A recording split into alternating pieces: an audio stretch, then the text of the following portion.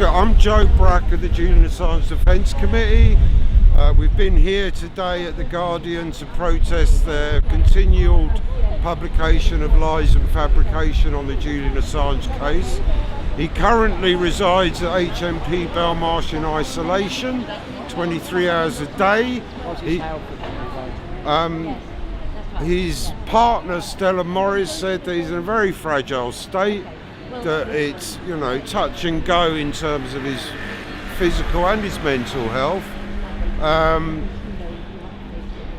He has accepted a proposal of marriage from Stella, his partner, and the governor has finally given permission for them to marry. So they've registered it at the local registrar, and then there will be a service within Belmarsh prison.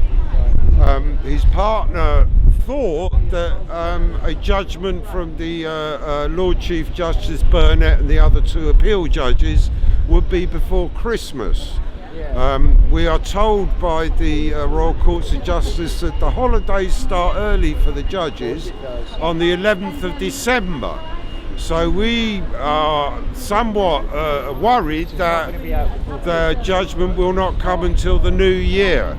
And don't want to do any favours to Julian by letting him out before Christmas. It's terrible what's happening. So, and we're also celebrating today the release of Craig Murray, the Scottish journalist and blogger who served 4 months in prison for some trumped-up charge about identification from Lady Dorian at the Scottish High Court. And he has just been released. He was one of the premier journalists covering the Julian Assange case, so very conveniently he was in prison while the High Court appeal from the US was being heard. And we missed his great reportage and his insight into not only the British judicial system, the English judicial system, but also being an ex-ambassador to Uzbekistan. He knows about the Foreign and Commonwealth Office and the very policies that have led us to the disaster, the wars that we're engaged in today. It's no surprise that the British state gets him, tries to tuck him away, because he's a voice. They don't want intelligent voices being raised, not too intelligent. Is it true that the Guardian are responsible a lot for the trouble Julian's facing? The Guardian was a co-publisher of the WikiLeaks trove on Afghanistan and Iraq. And Julian was very much in the Guardian building, working with the Guardian journalists to do the headline news about the wars. And then Alan Rushbridger, the ex-editor of the Guardian, but the editor at the time of Julian Assange, I asked him, I said, why did you fall out with Julian? And he claimed, and he lied, that he published that which should not be published, is what Rushbridger said. I challenged him on that. I said, well, the evidence is that Julian did the redaction, and actually it was one of your own journalists that published a book with a password on page 1. So, blaming Julian for publishing something that should not be published seemed a bit erroneous. However, investigations since have shown that what he really meant, I believe, was that he shouldn't have published the Podesta emails, which they claim was a Russian plot to undermine Hillary Clinton's election campaign in America. And I think that was very pivotal for a lot of UK media, in that if you're going with the Russiagate theory, then you are indeed a traitor, a spy or a hacker, and many worse things that Julian Assange is alleged to be.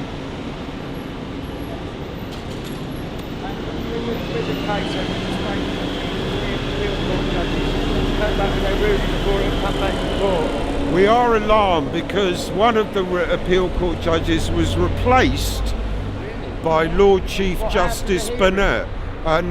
Before the hearing, but they replaced the judge with the Chief Justice. And we ask, why do they do this? And it turns out that Lord Burnett actually refused to extradite Laurie Love on the grounds that Laurie Love's mental and physical state was so bad that he would die in an American prison. and that it would be unjust to extradite him.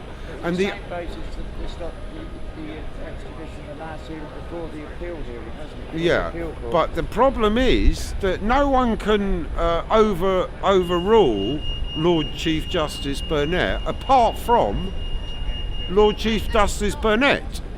So by putting him in charge, he can make up any old shit that he likes, because it's him. And he's not. I'm not overruling myself, but he will say I distinguish the Laurie Love case from the Julian Assange case. He can do that. A lesser judge cannot. How his decision on Laurie Love, wouldn't you have thought he was somewhat sympathetic then? Well, that's the hope. Yeah. The hope is that he's one of these judges that has a backbone and has an awareness of the human rights issues that are raised. And that is a very positive thing. Yeah. And in Laurie Love's case, I think it saved his life, because had he gone to a supermax in America, he indeed would have been dead within a very short time.